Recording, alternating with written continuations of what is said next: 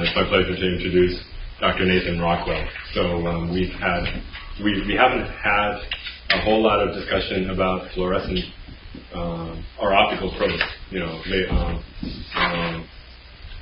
fluorescent molecules that can tag proteins or DNA. So I talked a little bit about fluorescent antibodies, but then there's a whole other class of optical labels which are basically fluorescent proteins.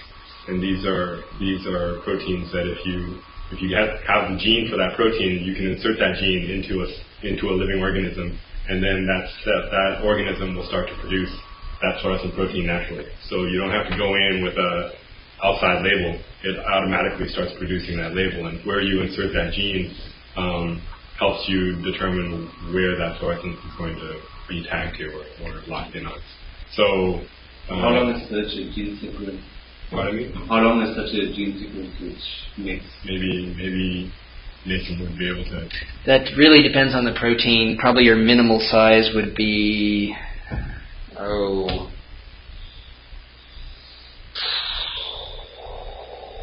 down around 150 amino acids or so. So the smallest ones are on the order of a small globular protein, not a tiny globular protein, because the smallest globular folds out there are around 70 or 80 amino acids. But those don't have a lot of room to do much besides fold. But compare that to the size of an antibody? Oh, much, much smaller. Yeah. Right, because remember with an antibody you've got basically 4 polypeptide chains all tied together. And you probably realized this past year, the Nobel Award in chemistry? For GFP? Was it chemistry or medicine? Or medicine? Don't remember, but I don't remember either. Green fluorescent. Well, HIV won the other one, so I'm guessing HIV won it for medicine. So chemistry was probably for GFP. Yeah. So the GFP is green fluorescent protein, and this was originally characterized from a jellyfish that produced this protein, and they figured out how to use it for research, and that's why it won the Nobel Prize. And so this is going to be a talk about a related, or also another different type of fluorescent protein, one that comes from plants, or one that was engineered to be fluorescent, that comes from plants. So I copied it to the desktop. Okay. I did it as a race. I copied it to the desktop and I tried to open it from the USB drive, and the desktop copy won. Right. So now we just need to make a difference, actually. Matrix, and if we do this should be a little bit faster. And if we're really, really lucky, we can be able to find the movies.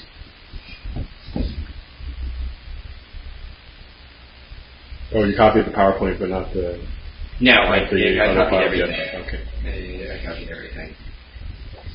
Yeah, it's... so you're running it off of the version on the folder that's copied onto the desktop? It should be now, yeah. It should be a little faster.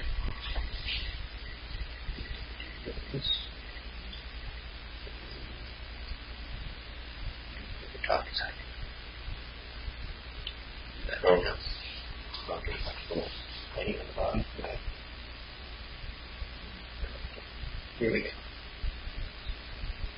I should be able to just sync itself if I hit the F7. It's already.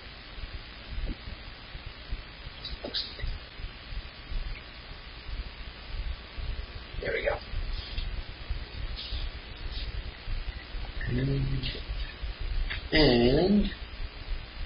Okay, there we go. Great. Okay, I think I'm already introduced, so without further ado, so Frank has given you a good kind of overview about what we do and why we're in CBEST. I thought I would do things a little bit differently this time around and sort of give you an overview of work we've done and then kind of tie that back into how that applies to our basic research questions. And sort of not only the idea that you can engineer a biological research problem to visualize, but that in the process you can actually learn something about the research problem you were working on before you did the engineering. And so this talk really has 2 titles. One is sort of the official title, lessons learned, blah, blah, blah. The other one is the many faces of a single tyrosine, because all of this stuff, that I'm going to be telling you about today ties off of mutagenesis of one conserved residue in one domain in several different proteins. Okay, so sort of the official definition of biophotonics, stolen from CBEST's website when I was preparing this lecture 2 years ago. Biophotonics as the study of the interaction of light with biological materials. And operationally then, you have biological systems. So Frank mentioned GFP. Here's a crystal structure of GFP, just in a cartoon representation, with the chromophore sandwiched in there in a little pocket. You combine those biological systems with optical technologies, so sort of a proof of concept figure from structured illumination microscopy, and you stick those two things together for applications. So how do you visualize biological material? So something like a fluorescently tagged antibody is something you have to add, right? So that you could view as a non-biosynthetic, like a quantum dot. In the old days, people, Frank probably remembers the old days when you took your fluorescein isothiocyanate and your antibody and you stuck them together and you hope the antibody still worked after you did it. You can try to use endogenous signals. So in cars imaging, for instance, coherent anti-stoked Raman, you're relying on signals from essentially, optically silent biological molecules, and you hope that there are enough of them together that those very weak signals will turn into something you can image. I think, is Thomas going to talk about cars this year? Right. And as Frank mentioned, you also have genetically encoded tags, so GFP, RFP, and so forth. So here, just as a picture of what you can do with this sort of thing, this is a field, microscopic field of yeast cells. And in this case, a particular ABC transporter gene has had GFP integrated at the C-terminus. So the gene is still under its own promoter.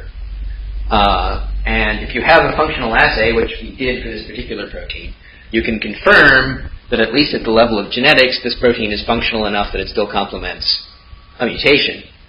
And then you can grow it up and stick your cells in a cover slip and see where your protein of interest is. In this case, it's found in little patches in the plasma membrane. So there are a number of different genetically encoded labels nowadays. So obviously GFP, you can engineer GFP from the blue or even nowadays the near UV out to yellow or yellow-orange regions of the spectrum. You can take a bunch of different mutant variants and co-image a bunch of things together. There's also an RFP for red fluorescent protein, which you can engineer from about orange to red. There are some other classes of this sort of thing that you probably haven't heard about before. Phycobilly proteins actually are derived from cyanobacterial light harvesting antennae. So these are massive protein complexes that capture light and then fluoresce it into the photosystem. So that you can capture wavelengths that are off-peak for photosynthesis and still harvest that energy into your metabolism. The other one, which I'm going to be talking about today, are the phytochromes. And those you could view as being most active in the red to near infrared range. Both phycobilly proteins, which actually are the ultimate source for some of the dyes used in fluorescence-activated cell sorting, and the phytochromes use, as chromophores, a class of molecules called bilins. So, sort of an outline of what I'm going to be inflicting on you today, introduction as to what exactly phytochromes are, what I'm talking about, and then an overview of work we've done, first in engineering fluorescent phytochromes, and then in putting those into plants to see what they do, and finally, sort of what I told you about before, the lessons and how this applies to basic research on phytochromes themselves. Yeah? So you've already used the word twice, and it's always a stumbling point for me. Chromophore. Chromophore. So, what is a chromophore? Special about it? Well, chromophore is something colored in its etymology. And what that stems from is that most things inside living tissue are actually colorless. So bright field microscopy works for something like a yeast cell because when you stick it on the cover slip, most of the light goes through. It doesn't get absorbed or scattered. If you did that with a leaf, that wouldn't work so well because there are things in there that are absorbing the light and, absorbing the light on wavelengths that your optical sensors detect as being colored. So that looks colored, that contains chromophores, things that give color, pigment. And so, but the chromophore itself is not part of the protein. It's not. That depends on the system, right? So for something like an antibody, you're conjugating the chromophore on. So good old FITC, right? Fluorescein is the chromophore. For GFP, that's an interesting question because the chromophore in that crystal structure is actually derived from the amino acids.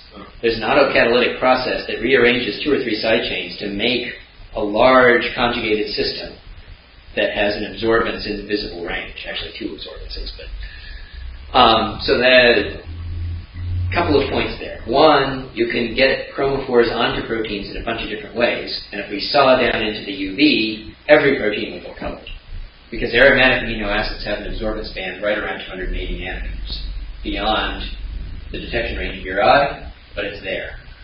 To get visible absorbances, so things between, say, 400 and 700 nanometers is about the range for most people's eyes, you require chemically a fairly large conjugated system, so a bunch of double bonds that can resonate back and forth together. Okay? So, phytochromes contain a chromophore. You can think of them, before they get engineered, as modular light sensors. They were first discovered in plants. We use the green laser for plants. How about that? This actually just shows a localization. You'll see the slide in detail later.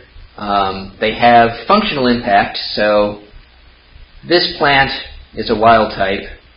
This plant is missing 1 phytochrome gene. You can see that it's actually a much rangier thing. If you look at this length of stem, getting rid of 1 phytochrome gene out of 5 in this particular species produces this taller, spindly thing. And if you overexpress the same gene, then you get a much shorter plant. So this has some effect on development and on growth and morphology. And so here we have just a simple absorbance spectrum for one of many different phytochromes. Visible runs between about 400 and 700, and you can see it's got a broad absorbance here, and a second absorbance just into the UV. And operationally, we will frequently talk about these among phytochrome people as a red band and a blue band, because for some of them that actually cheats out into the visible range of the spectrum. Okay, so how were phytochromes discovered? That story starts with something that we all kind of know. When we live in California, we get to see it from time to time, the sun. So sunlight is, once it gets filtered through the atmosphere while there's still a functioning ozone layer, is rich in especially yellow light. Also there's a good deal of red. There's not as much blue, violet, or UV. Okay? And if there's nothing between you and the sun, therefore you're enriched in basically a yellow, nice, friendly sunlight atmosphere. Leaves look green. Sunlight that is incident upon a leaf, some of that will be absorbed by the chlorophyll, by the photosystem, as the plant is photosynthesizing. So light that transmits through that leaf and doesn't get absorbed now becomes enriched in green. Light that gets scattered off of that leaf is also green enriched. So operationally, a leaf looks green to our eyes because of that effect. What's going on there is, if you look over here, this is what's called an action spectrum. So on the y-axis, rather than absorbance or fluorescence intensity, what you have is effectively the efficiency of photosynthesis versus wavelength of light. And you can see that this has 2 broad bands, one here in the red, one in the blue. And so if you're sucking all this light out, what's left behind is the green. So it's not the chlorophyll that's causing that, or it is? I thought it's not the chlorophyll, or it is the chlorophyll? It's the chlorophyll that's causing that because the chlorophyll is absorbing on these wavelengths, right? It's a subtraction. That's what I thought. Okay? So in other words, chlorophyll sucks out the blue and the red. All right. What's left behind is green. Yeah, sometimes you have to hear people say that chlorophyll is reflecting or causing the reflection of the color that's there. Yeah, it's not reflecting. Yeah. Okay, so that has problems for things that are not big, tall trees. So over here we have our same sun. Here we have a plant that's in direct sunlight. It grows, there's plenty of sunlight, so it doesn't spend a lot of its energy on making stems. It makes a lot of leaves. Those leaves contain a lot of chlorophyll because it's got lots of sunlight. Over here we have a poor plant that's in shade from this giant leaf that's about the size of the Goodyear blimp. And so it has a problem. because the light it's getting has already had lots of that photosynthetically good, photosynthetically active blue and red light sucked out of it. So what does it do? Well, you can see, this sort of crude cartoon nonetheless shows you a couple of different responses that are part of what's called the shade avoidance response. The plant is taller, it's throwing a lot of its energy into making stems try to push itself up and find some sunlight. The leaves are colored a little bit more pale, again, because if you're not getting a lot of sunlight, it doesn't make sense to spend a lot of energy making chlorophyll and making photosystems to put the chlorophyll and making plastids to put the photosystems that contain the chlorophyll. In other words, that's a big metabolic investment. And if you're not going to get the light and not going to get the harvest, you wait until you can find some sunlight. So that's the biology going on here of shade avoidance. And in spectral terms, this is, 1986. So these actually are measurements taken in the Costa Rican jungle.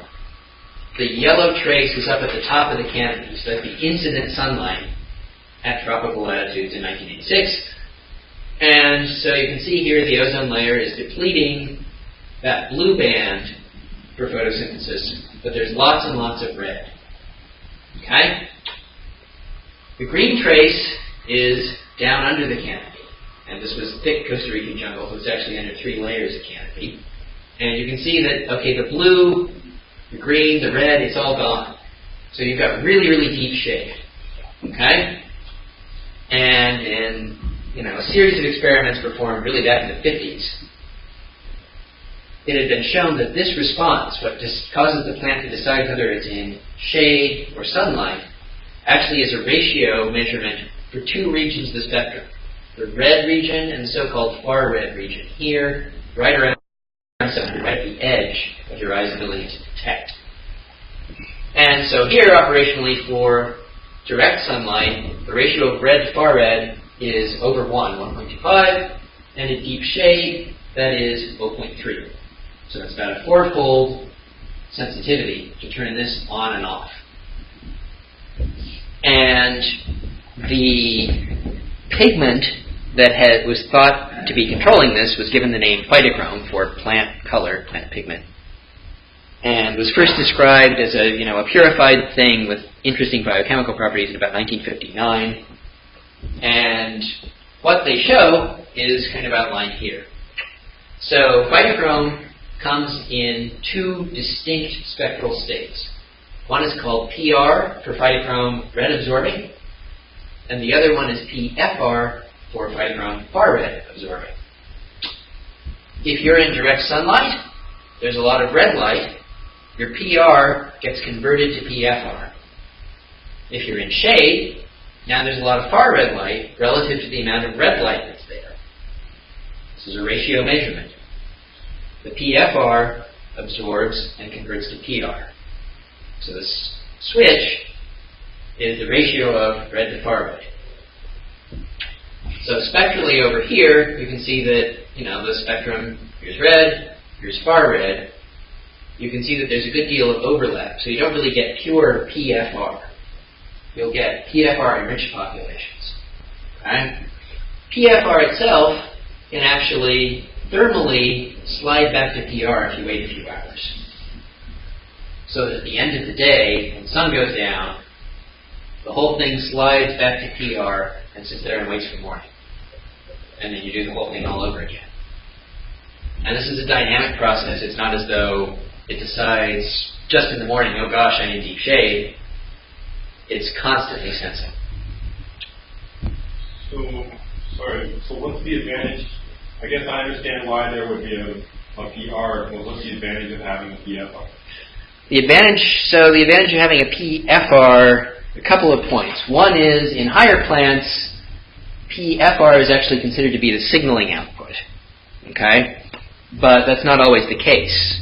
There are some in which PR is the signaling output, and there even are maybe a couple of systems where it looks as though both states can signal different things.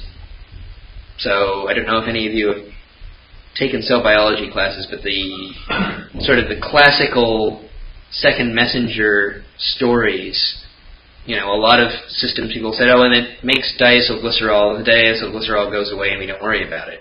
it later turned out that actually diacylglycerol is a signaling molecule that triggers a whole other pathway of things that people were just neglecting at the time.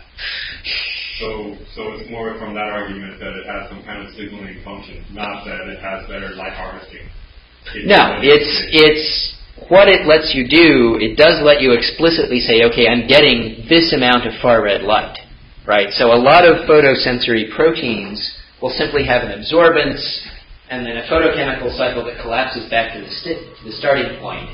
Say, after a certain amount of time you generate a radical, the radical does something that's not very stable, and you fall back to the starting state if you wait. But what that really is detecting is only a single band. Okay? With PR and PFR, you actually have the ability to detect a red band and a far red band. And then the ratio between those two, as opposed to simply the intensity of a single band, is a little bit more flexible and works better for deciding whether you're in shade, clearly. Plants actually stole these things from bacteria. Okay, so I mentioned that phytochromes contain bill and chromophores. I've mentioned that proteins without chromophores are colorless. They don't have those absorbances at 400 or 700 nanometers. So what on earth is bill and chromophore? So we'll start with this one. This is all over the place. This is heme. It's ubiquitous. At some point, you've probably heard that heme is a so-called tetrapyrrole, which has these 4 or 5-membered rings with nitrogen atoms in it. It's a cyclic tetrapyrrole. It has a central iron coordinated. Metabolism of heme, so in your body, for instance, starts with an oxidation. So you open up this ring, down here at the bottom now. That's not a cycle anymore. The iron is gone, and what you've done is you've made biliverdin 9-alpha. So, big mouthful, that enzyme is heme oxygenase. That is also found in plants, found in bacteria. If you're really into it, you might have thought about it and said, well, gosh, you're opening down here. If you opened up here, would it be something else? And the answer is yes. That's why this is 9-alpha rather than 9-beta, gamma, or delta. And just as a side note, there actually are heme oxygenases that will open it with a different regiospecificity to give you some of those different isomers.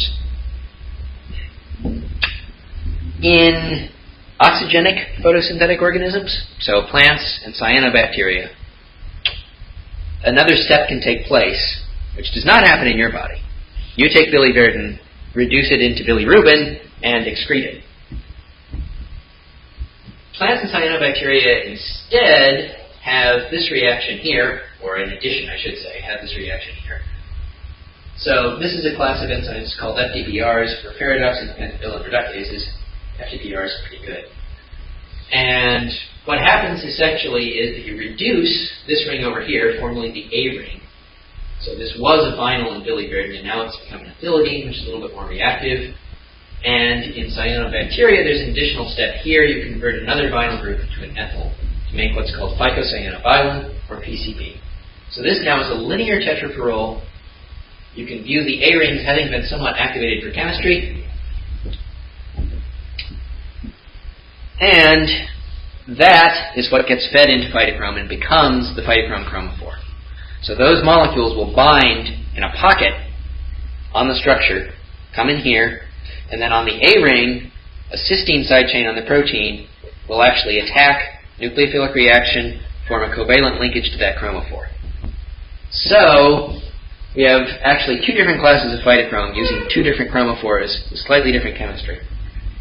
On the left, biliverdin 9-alpha itself is used in phytochromes from non-oxygenic photosynthetic organisms, also from some things that aren't photosynthetic at all.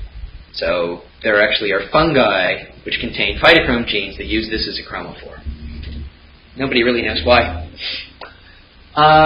So here's the A ring, and in this case, that thiol and the cysteine will attack at the end of the chain. So what was a vinyl group actually becomes an ethylidene. Now you have your covalent linkage to the A ring, A, B, C, D. Over here, for cyanobacteria and higher plants, instead, this was an ethylidene to start with, and the cysteine attacks there. You effectively thus have a saturated A ring here. So this system is 1 double bond longer than this system. And operationally, that means that this absorbs at a slightly longer wavelength. And I mentioned there's the second reduction over here. Cyanobacteria have an ethyl group here for PCB. Higher plants, on the other hand, still retain the original vinyl and have a compound called P5B. Again, that produces a slight change to the spectrum. The thing that has more double bonds is at longer wavelength. Those two classes, on the other hand, are something we've really learned about from this story, so we'll see that slide again, I'm afraid. Okay, phytochromes themselves, that's the chromophore. What does the protein half of things look like? So here is a simple domain cartoon. You know, you can align, at this point there are probably at least 300 or so phytochrome genes floating around in the database. Easy. And what really leaps out is a conserved 3-domain core, which you can think of as the photosensory input. And then there is some diversity on the output side of things. All of those outputs really are things that will interface with known signaling pathways within the cell. So the ones shown here, a lot of them are kinases. These are histidine kinases, so they're going to autophosphorylate a histidine, transfer it to a response regulator, and then that's going to hit signal transduction, or it's going to hit bacterial flagellar motors, and so forth. This input is actually 3 domains arranged in a fairly specific organization. The chromophore is bound in a pocket here in the gap domain. The pass and gap domains actually are physically tied together in a knot, which proved to be a pretty astonishing thing when the first crystal structures came out. And the phi domain is, to all intents and purposes, is a gap domain, again, in tandem repeat. But with no chromophore and doing something different functionally. Okay, now to study and engineer a biological system, you need to be able to make it, and if you want to engineer it, you need to have a system that will let you make it in cases where you can mutate it, make libraries, screen for things that are interesting. And some years ago, our lab actually succeeded in making phytochrome in E. coli. So the way this works is shown here. So from one plasmid, you're expressing a phytochrome gene, in this case CPH1, which is cyanobacterial one. A second plasmid is expressing the 2 enzymes you need to get from heme to chromophore. And you've got a heme oxygenase, an FTBR, you make PCB. The apoprotein, so protein lacking chromophore, then will assemble by itself with the PCB. You don't need any other factors. You make the holoprotein. Protein contains chromophore now, and if you spin down cell pellets with an empty vector, you get a nice, ugly-looking E. coli pellet. Over here, if you express genes to make PCB, you get a nice blue-green color. If you then shine light on it, the color changes because you switch from PR to PFR. So that works. This is a system that we can use for engineering. So, engineering fluorescent phytochromes. You've got a protein, you've got a chromophore. Thus, first principles, you could change either one of them to make a fluorescent reporter. So we want to go from this, which is perfectly wild-type phytochrome, actually has chromophore attached to it, to a glowing pink one. And let's see, which of these are my options? Cool. I think you guys can see that a little better now, I hope? Cool. Okay, so if you want to change chromophore, one thing to keep in mind about these chromophores, they are small organic molecules. So that means, to a computational chemist, they're huge. To a protein person, they're tiny. To a synthetic chemist, they're messy, but you can live with them. And to illustrate sort of some of the reasons that could be attractive are shown here. So here is one of these linear tetrachlorols. It's just being treated with sodium borohydride, very simple small molecule reagent. It's cheap. You reduce it actually right here at this position. This is formerly the C10 position to make something called a Rubin. So this is actually an analog of the bilirubin produced by your body when it's metabolizing heme. And you can see that the lambda max, instead of being at, say, 668, now is 440. So a big shift. Similarly down here, a different linear tetrapyrrole reacted just with potassium cyanide formally undergoes a nucleophilic substitution here to introduce a cyano group. And again, you're shifting the wavelength. So you can spectrally tune these to some extent by doing just good old-fashioned synthetic chemistry. you also can cheat. So I've told you about PCB, I've told you about P5B, I've told you about biliverdin. Those are not the only villains that can be found in nature. And in particular, cyanobacteria, certain cyanobacteria, like say the pink ones that grow in your shower when it's time to clean out the tub, actually contain another pigment called PEB, or phycoerythrobion. And erythro or root meaning red, so that's why you want to go to those red ones in your shower. What's happening here, so this is A, B, C, D. This is made by a different FDBR. In addition to giving you that reduced A ring to activate for assembly onto proteins, out here it's saturating this bond, the 15-16 bond. The difference structurally between PR and PFR is that when you shine light on it, you make an excited state, it can actually rotate about that 15-16 double bond. When you do that, you go from formerly a Z to formerly an E.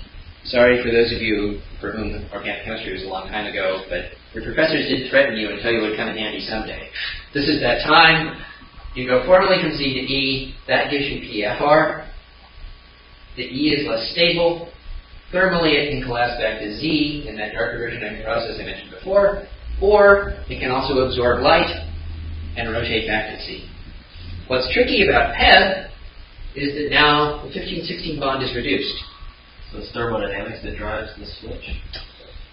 It's thermodynamics that drives the darker version, but the barrier, the relative energies, I shouldn't say the barrier, the relative energies are close enough that the protein matrix can actually tweak that. So there are known cases where the protein will assemble normally as PR, and then instead of dark reversion, you get dark conversion, where it will slowly form PFR spontaneously to an equilibrium. In the case of PEB, that can't happen, right? You've saturated the bond. Obviously, that shortens the system, that shortens the peak wavelength, but you're also ablating that photochemistry. And when you do that, so here we have PR and PFR. PEB assembled is kind of reddish, just like that stuff in your shower. And when you look at the fluorescence now, because this thing is harvesting all of that energy, but can't use any of the photochemistry, now you get blazing fluorescence. So just by changing the chromophore, you can make a fluorescent thing. You can grow up a lot of those cyanobacteria. You can blast them open, extract them with the right organic solvents, and get a lot of this compound. And then you can feed it to plants. So you take a plant which, say, lacks a heme oxygenase gene, so it can't make its own chromophore. You stick this stuff in, the plants pick it up. Their phytochrome is all sitting around as apophytochrome. There's no chromophore being made by the plant itself, so it sees the PEB, it grabs the PEB, and now you can image that. So this is the genotype here. High 1 phi A is deleted for high 1, which is the heme oxygenase. And phi A means that you're missing phi A, so you're only seeing signal from B, C, D, and E. C, D, and E are very abundant proteins, so you're mostly seeing phi B. And this, all of these little green speckles and the blue speckles down here are PEB fluorescence. So you can actually use this trick to image plants. Over here we do the same thing, except that instead of getting rid of phi A, we get rid of phi B. And now you can see phi A is more abundant than phi B. You get a lot more signal. It's in slightly different tissues. So this all works. It all looks good. Well, actually, is that the pictures on the lower? The pictures on the lower are just right out at the very, very tip of the expanding leaf, and just at a higher magnification. Okay, so you can do that. It is actually, for whatever reason, it is harder to make that chromophore in recombinant systems. And it's also, you're unable to tune the wavelength. You're tied to exactly the PEB wavelength. So approaching it as a protein engineering problem is something that was taken on by Amanda Fisher after this PEB work was done, a former graduate student in our lab. And so she said, okay, we're going to engineer protein. So for those of you who are not familiar with protein engineering, just a very brief run through. central dogma of modern molecular biology is DNA to RNA to protein. So, for example, this codon here at the DNA level TAC becomes transcribed into UAC in RNA and then is translated by the ribosome to make a tyrosine residue. If I mutate the DNA, say I change this T to C, now I have CAC at the RNA, but that now becomes the histidine. So, what mutes do you make? Well, you can either make a lot of them and screen for things you want, or you can guess. And at the time Amanda was doing this work, there were no crystal structures, which meant that any guesses were likely to be bad guesses. So instead, Amanda decided to take a screening approach, a directed evolution approach, as shown here. So we start with a full-length phytochrome. We don't really care about the kinase if we're trying to make a fluorescent reporter. So we're going to cut it off and get rid of it. Okay? Now we just have those 3 domains in that photosensory core. Use error-prone PCR, so you make a lot of DNA, but you incorporate a lot of mistakes, a lot of mismatches. You get a library, some of which will be expressed, some of which won't be expressed.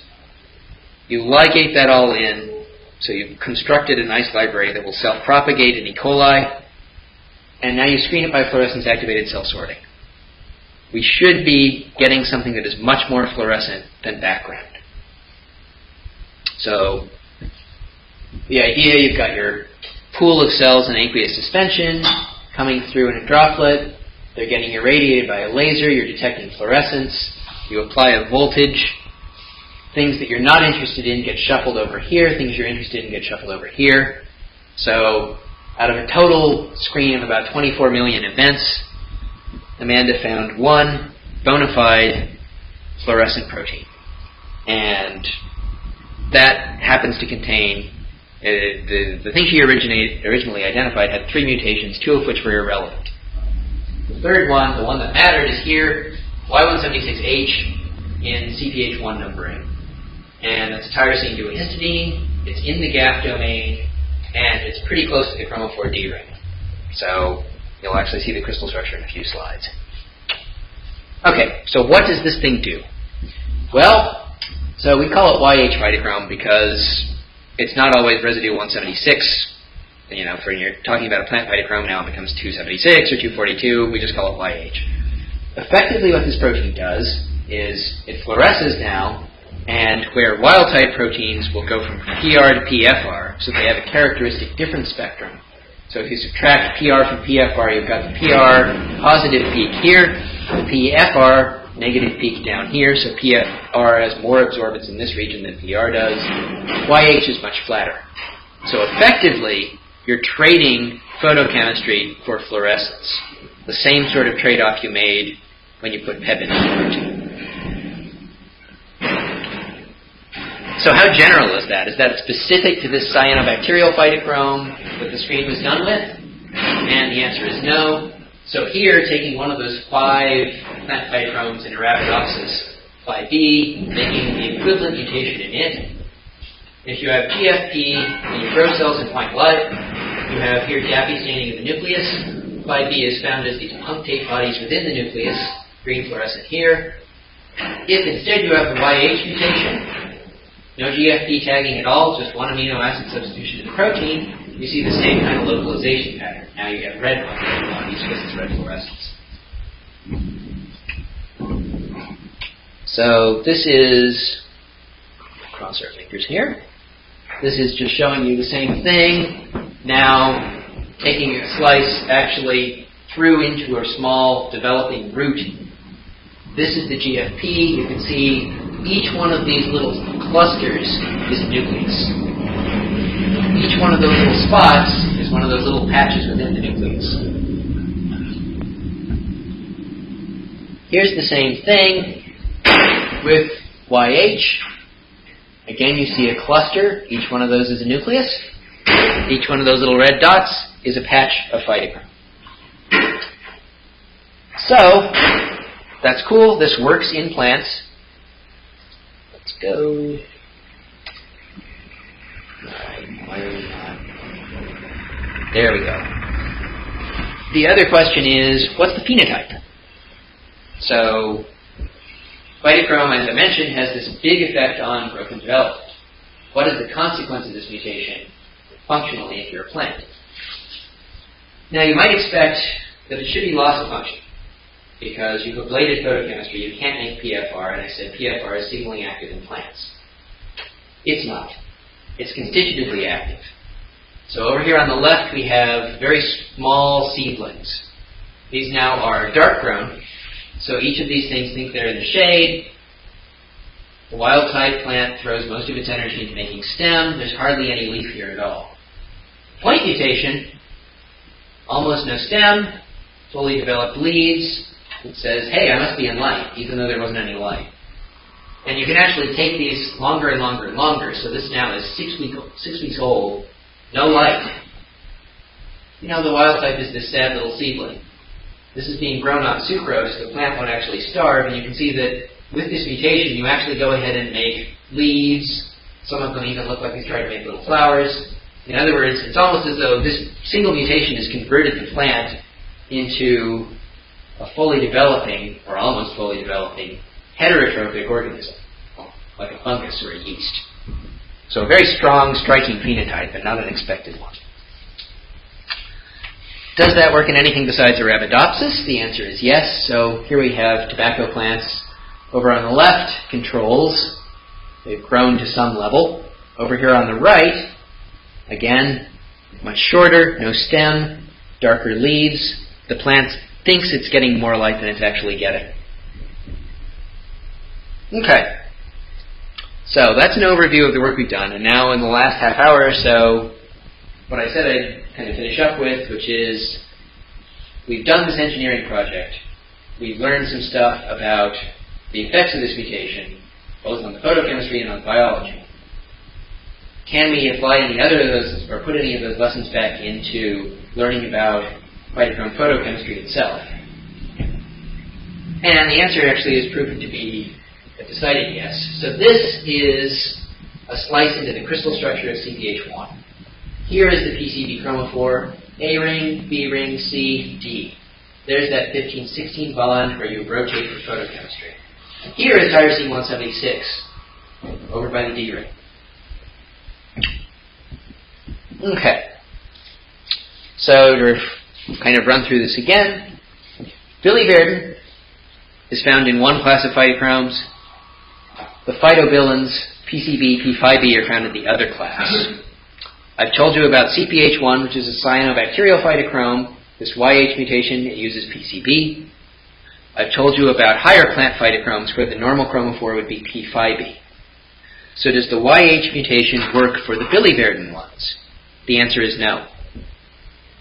So shown here is one of these, PA-BPHP, which is the BPHP protein or bacteria phytochrome from Pseudomonas aeruginosa.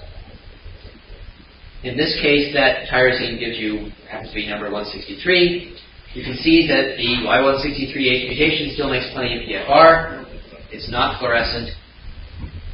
This is work from our lab. Another lab working with a different BPHP has published the same result for a protein which is number 176.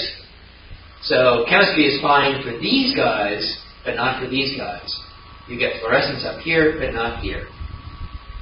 So the biliverdin phytochromes, this mutation does not have that effect. I told you for CpH1, the tyrosine lies next to the D ring. The same holds true for BPHPs for PR crystal structures. So these are all PR crystal structures, 3 different proteins, 2 of them superimposed on each other over here, third one's over here. In every case, the chromophore has about the same geometry, the tyrosine's in about the same place, and yet quite different effects. Just a couple of months ago, the first structural information came out for PFR, for this PA-BPHP protein. PA-BPHP actually is one of the ones that undergoes this dark conversion process. That's how they're able to get this structure. It spontaneously makes enough PFR that that's what they're able to crystallize. In this case now, so over here are the BPHP PR structures. So DRBPHP is in blue. That's the highest resolution out of any of these structures. Over here in red, we have the PFR chromophore. A ring, B ring, C ring, D ring. When you rotate about this bond, this whole ring flips over. Okay? So this now is formally an E bond here. The other thing that's striking about this is that this tyrosine, the side chain actually rotates around, so now it's pointing in a different way, and it's actually hydrogen bonding. There's the oxygen over to this carboxylate side chain in the chromophore itself. So we have the expected change in chromophore. It's gone to the E, as it should in PFR. We have this unexpected result that our friendly tyrosine now is rotating and doing something potentially interesting, but in the class where the mutation doesn't have an effect. So there's no covalent bond between the chromophore and the protein? Yeah, there is. It's over here on the A ring. Yeah, and in this case, because it's a billiard phytochrome, it's to the beta carbon, if you will, in that side chain. So there's no exchange of chromophores. Once a chromophore gets associated with a protein, then that's it? For phytobilin-containing phytochromes, as far as anybody knows, that's correct. So they use different cysteines, okay, and for the two different chromophores. And if you make the phytobilin cysteine, if you will, in a BPHP protein, and then you assemble it with BV and supply PCB and trans, you can chase some of the biliverdin out. So that beta linkage is less stable. And once in a while, very slowly, it can fall off. Okay. So, what's going on here? Why does this class not have that interesting effect of this mutation? Is that telling us anything that there's something fundamentally different about the photocycle in that class versus the plant class? And the answer turns out to be yes. And to show you how we figured that out, I'm going to have to give you a little bit of background, because the main assay we used for that, at least to convince ourselves, and then we did another assay I'll tell you about if time permits. The main assay is CD spectroscopy. Now, this is a quick pop quiz. How many of you have heard of CD? What was that? CD? Cluster differentiation. Nope. Circular dichroism.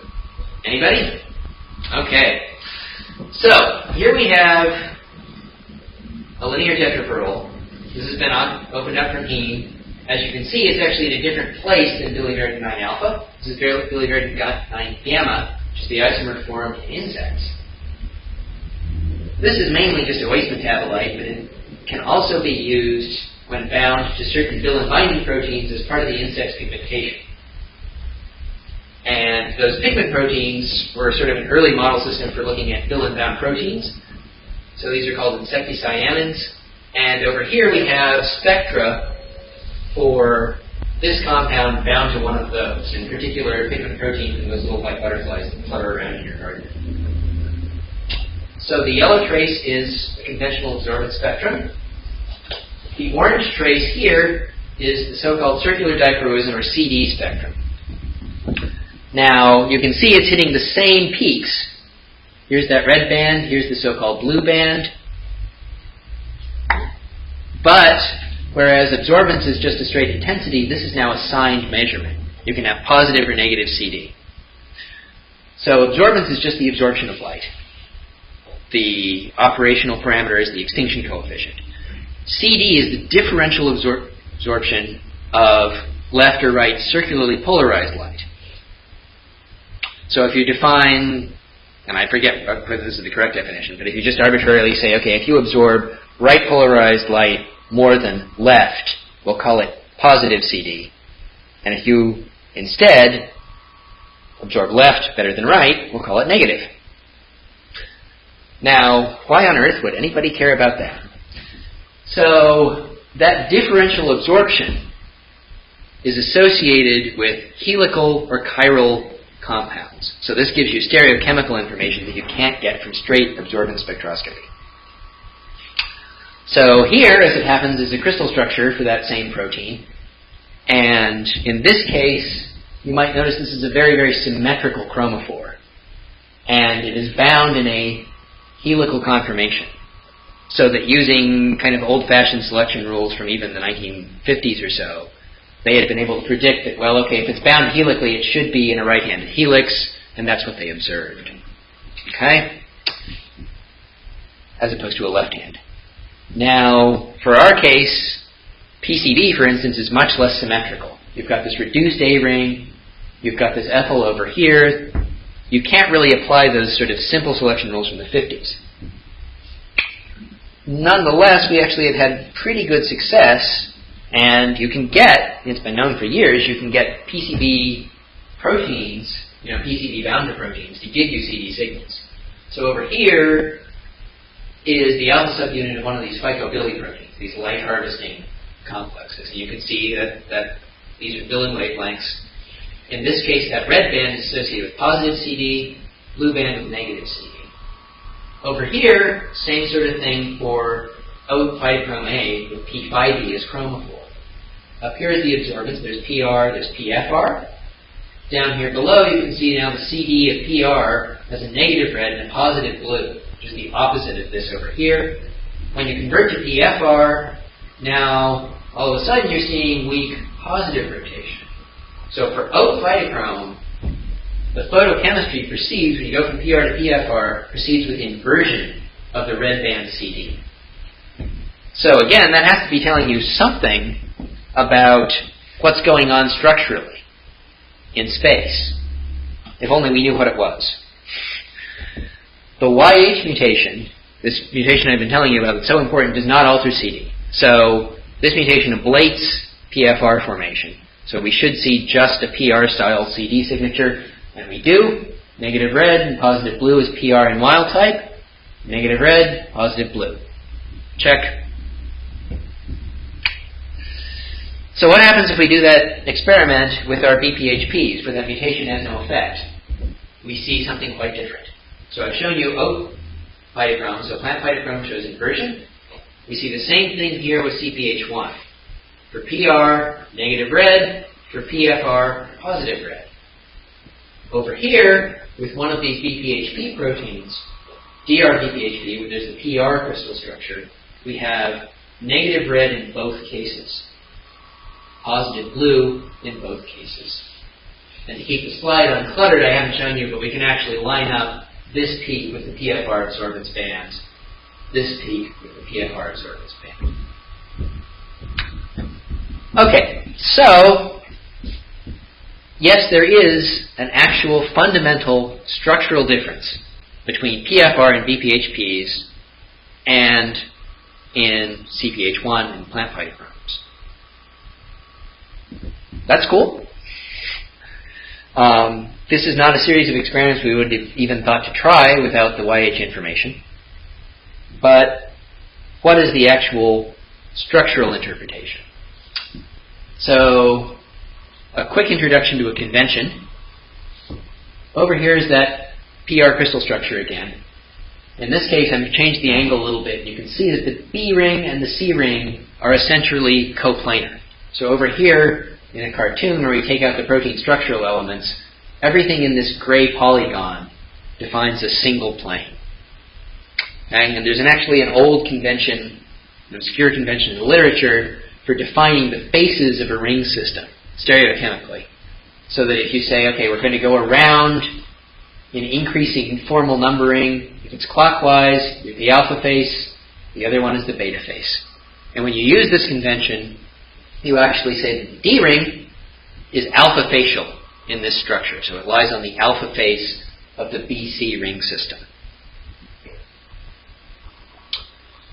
So here's the cartoon again. Alpha facial D ring. We can actually calculate peak wavelengths, oscillator strengths, and the CD equivalent of the oscillator strength, the rotational strength, nowadays. And when you do that, the facial disposition of the D ring is what you're reporting with CD. So you can assign where that D ring lies in space based on the sign of CD. So over here they put trends. So an alpha facial D ring will give you negative CD in the red. Whereas if it's on the beta face, that's slumping downward here, you'd get positive CD.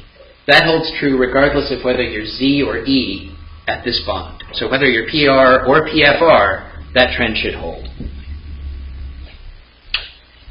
So, okay, if you say that that's the case, we see inversion of CD in CPH1.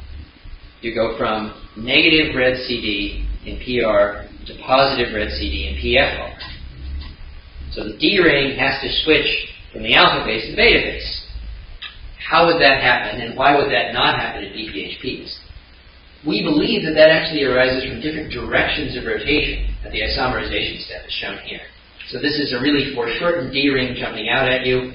If you rotate counterclockwise, as this spins around, this methyl group here and this methyl group here are going to start bumping into each other. That's going to repel the D ring down. Okay?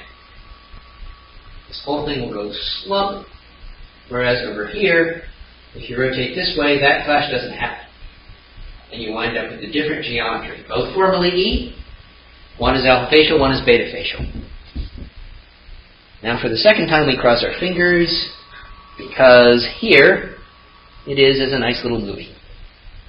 Is that working? Good. So this should loop. Yeah. So what we have here, this has already started after a manual rotation to a formally E geometry. Okay? And so we've already had that initial rotation, counterclockwise in this case. This methyl group and that methyl group are what are repelling each other, and you can see that that drives the D ring to move down below the plane of the B and C rings. So that little slumping motion causes the inversion of CD. Okay? Over here, for comparison, this is the opposite rotation now. So we've rotated clockwise. You can see there's no steric clash. The whole thing can just pinwheel. If you look at C15, there's a great deal of rotation going on here. The E-ring is shifting, but the whole time it's staying above that plane. So CD should be conserved. So that's the theoretical assignment.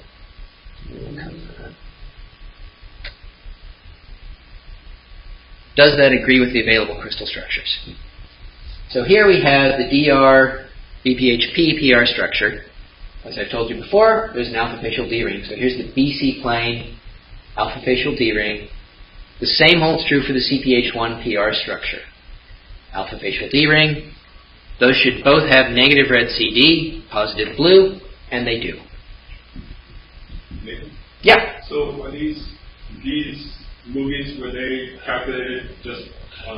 So those movies are, what those are is you take a starting geometry, so gas phase, optimized to a pretty high level of theory, as a DFT structure. You manually displace it to be E, and then you just let it optimize.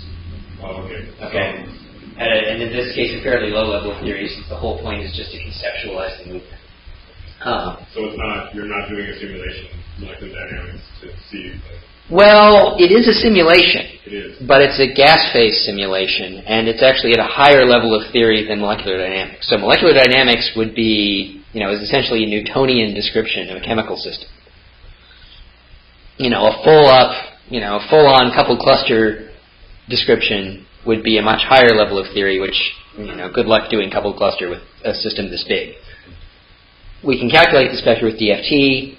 You could do that simulation with DFT, but it takes a lot longer. Those are actually what are called semi-empirical. So, they're models that get rid of a lot of the electron-electron integrals and let you do the whole thing pretty quickly. So you can think of it as a very low-level quantum treatment. Okay? And then, in terms of, as to your knowledge, if this was inserted into the protein, there still would be room for that E-ring to move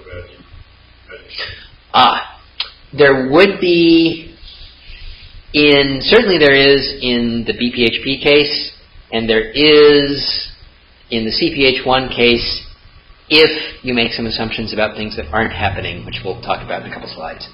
Okay? So the other structure we have is the BPHP structure, which again has an alpha facial D ring. And so again, does it follow that CD pattern? It does. Negative red CD, positive blue PFR CD out there. That works too. So that all holds together. We think that is a good assignment. This work is now out for the reviewers who are looking at it for PNAS. And here's the answer to your question where I cheated and said you'd see it in a couple slides. If that slump takes place in CPH1, which we believe it does, the CD is inverting, the rotation of tyrosine 176 observed in PABPHP can't take place. So if we put that back in, okay, and we have that beta facial D ring in place, it sits right on top of this PFR side chain of tyrosine 176. So that rotation could not happen in CPH1. So the role of tyrosine 176 would have to be different in CPH1. Again, consistent with the mutagenesis data. Now, I also told you that tyrosine, when it rotates around in the PFR state, the PFR structure, contacts that carboxylate side chain of the chromophore. In particular, it's the 12 carboxylate, the 12 propionate side chain. So you would then predict that if you could chemically change that side chain, you'd have different consequences in BPHPs or CPH1s, if that's true. So how do you do that? Well, to make the BPHPs, there's nothing for it. You have to do a lot of chemistry. Once you get a 12 ester or a 12 amide, you can get the PCB equivalent quite easily using one of these FTPR enzymes. And Li Sheng, a graduate student in our lab, has done this work, and we've assembled it into proteins now. In both DRBPHP and CPH1, it assembles. It actually gives a similar behavior in both, but an unusual one. We see 2 PR peaks. Okay? Does it work? Can we make PFR? In BPHPs, the answer is yes. So we can shine light on the dual PR species, and we see PFR appearing, and we see a species over here appearing, which is the shorter wavelength. So we take a dual PR, the 2 peaks we see, we can shine light actually on either one of them and make dual PFR. So here is the different spectrum for that. Things that are positive, that's the PR going away here and here. PFR here and here is appearing. CPH1 does not show that behavior. So the prediction was correct. Here, again, you can bleach the PR if you wait long enough, but there's no PFR product formed.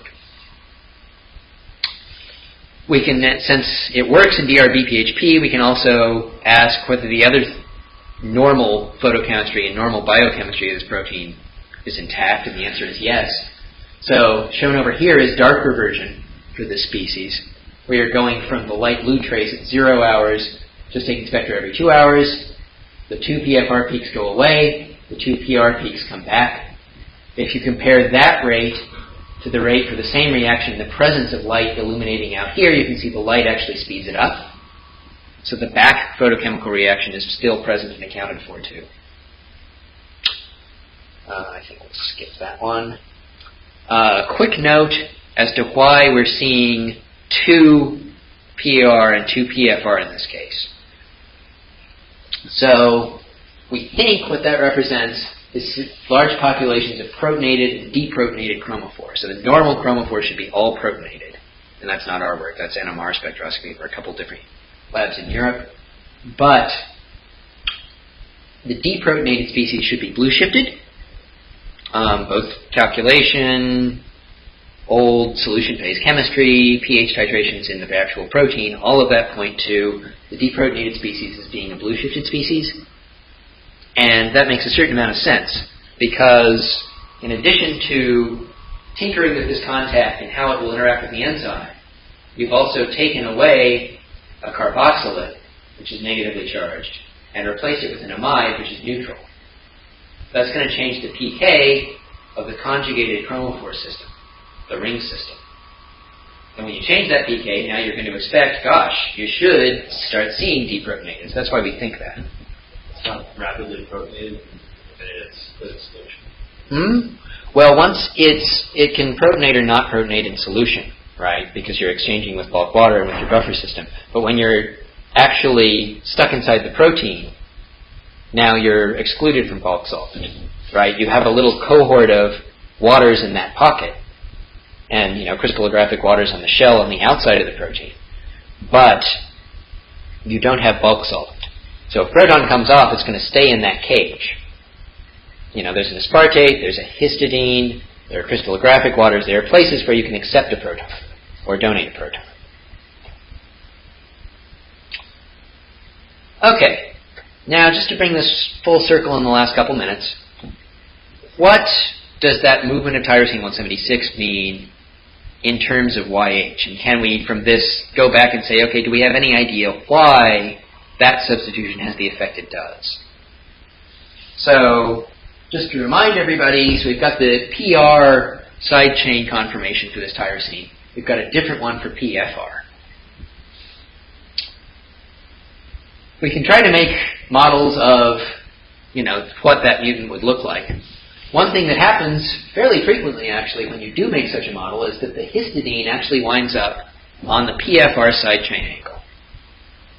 And we believe that actually can explain what's going on in terms of the YH mutation. Because if it sticks in the PFR rotamer to begin with, then that D-ring slump that takes place in CPH1 can't take place sterically. And if it can't take place sterically, PFR can't form. Now when you excite, you can't rotate around, so you're just going to sit there. The excited state lifetime is prolonged, which we know happens. Work I haven't talked about.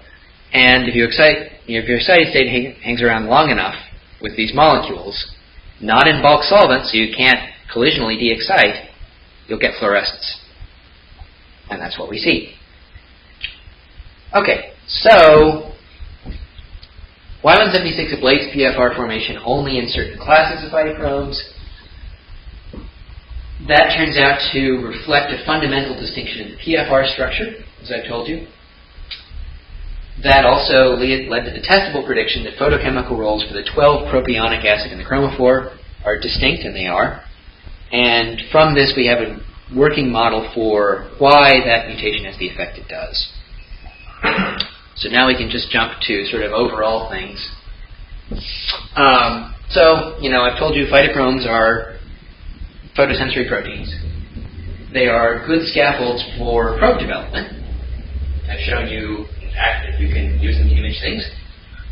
And I also hope that I've managed to show you that things you learn from that process can be plugged back into the basic research process in interesting and informative ways. And with that, we're a couple minutes shy of 3. So this work has been performed in Clark Lagarius' lab here. Amanda Fisher did the CPH1 mutagenesis work. YH in plants was all done by another graduate student, Yi-Shin Su. And a postdoc, Wei Hu, has taken that over. The tobacco is his work. Li Shishang is the chemist who did the 12-monoamide synthesis. Shelley Martin is our lab manager who's made a lot of the proteins for the work I've shown you. Various people supply us with funding. And that's about it. Okay.